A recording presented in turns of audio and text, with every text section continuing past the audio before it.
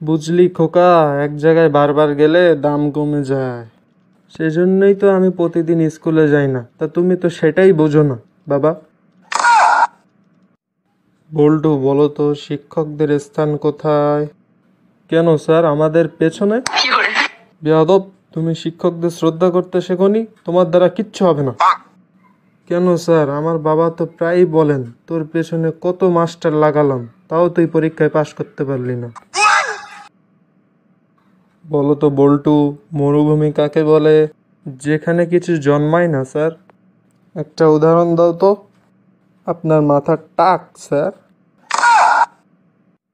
শোন বল্টু, কিপটেমের একটা সীমা আছে। তুই এই এক গেঞ্জি 3 বছর ধরে পরছিস।